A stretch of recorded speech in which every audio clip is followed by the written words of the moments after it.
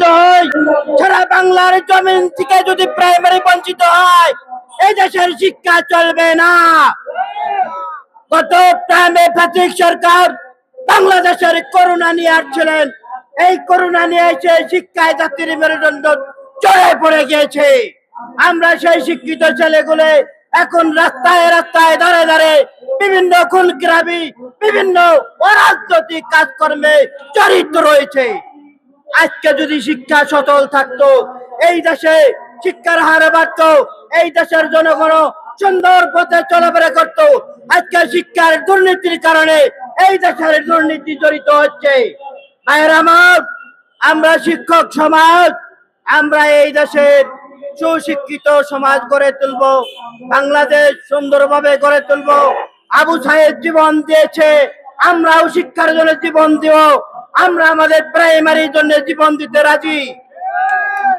ভাইয়েরা আমার, আমার অনেক শিক্ষক ভাই এই দুনিয়াতে রিটায়ার নেওয়ার আগে বড় পাখে চলে গিয়েছে, তাদের মাস্টারিত্ব নাই, তারা আল্লাহর ডাকে দুনিয়া থেকে বিদায় নিয়েছে। আমরা অনেকে আছি বার্ধক্য জনিত, পুরো হয়ে গেছে, আমাদের বয়স শেষের দিকে। আমরা অন্তর্বর্তী সরকার ডাক্তার ইউনূসকে চাই, আপনি আমাদের স্কুলগুলো জাতীয়করণ করে দিতে বাধ্য হবেন। আমরা মানুষ, আমরা এই দেশের নাগরিক, আমরা রোহিঙ্গা নয়, আমরা মায়ানমার থেকে আসি নাই, আমরা এই বাংলাদেশে জন্ম নিয়েছি। কেউ স্বাধীন বাংলায় জন্ম নিয়েছে, কেউ পাকিস্তান আমলে জন্ম নিয়েছে। আমি জন্ম নিয়েছি বাংলাদেশ স্বাধীনের পরে, এই দেশে লেখাপড়া করে স্কুল করেছি। সেই স্কুলে অনেক ছেলে মেয়ে শিক্ষিত, অনেক ছেলে মেয়ে রাজধানী ঢাকার বুকে চাকরিরত। আমাদেরকে দেখলে স্যার আসসালামু আলাইকুম স্যার কেমন আছেন। আমরা পরাক্রান্ত পেটে, আমরা দুঃখিত, আমরা লাঞ্ছিত। আজকে এই রাজপথে কেন আমরা শিক্ষক মহোদয়? এদেশের আমলা, এদেশের সরকার, এদেশের মেহনতি মানুষ, এনতির রাজনীতি মানুষ, এনতির সরকার কর্মকর্তা মানুষ, পুলিশ, বিডিআর, আর্মি, গোয়েন্দা ভাইয়েরা, আপনারা যদি সরকারি ভাবে ভাতা খান, এই সাধারণ মানুষগুলি সরকারি ভাতার ব্যবস্থা করে দিবেন। মিছিল মিটিংয়ে কেন বাধা, কেন পানি, কেন কামান পানি দিয়ে আমাদেরকে লাঞ্ছিত করা হয়? আপনাদের ছেলে মেয়েদেরকে আমরা শিক্ষিত করি, আপনাদের ছেলে মেয়েদেরকে প্রাইমারি স্কুলে লেখাপড়া করাই। আপনারা জানেন, আপনারা বোঝেন, পুলিশ ভাইরা আমাদেরকে গত 15ই সেপ্টেম্বরে পানি কামান দিয়ে বিজয় দিয়েছিল। আপনারা আমাদের সহযোগিতা করেন, সচিবালয়ে নিয়ে চলেন, সচিবদেরকে ডেকে আনেন। এই ভাইয়েরা কি চায়?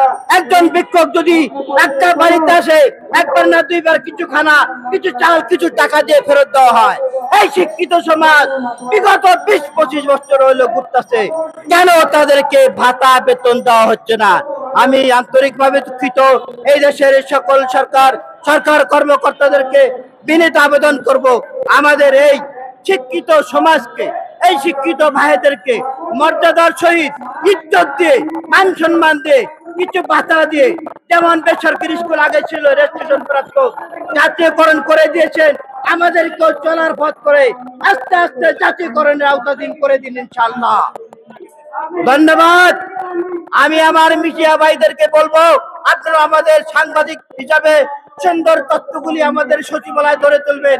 আমরা যে কষ্ট করতেছি, আমরা যে কষ্ট চলতেছি, এটা যেন আমাদের মাঝে না থাকে। দয়া করে, মায়া করে সঠিক তথ্যগুলা পৌঁছায় দিবেন। এলাকার জনগণ জানুক, সচিব মহোদয় জানুক, এলাকার সরকার জানুক, বাংলাদেশের সরকার জানুক। আসসালামু আলাইকুম, ধন্যবাদ সবাইকে।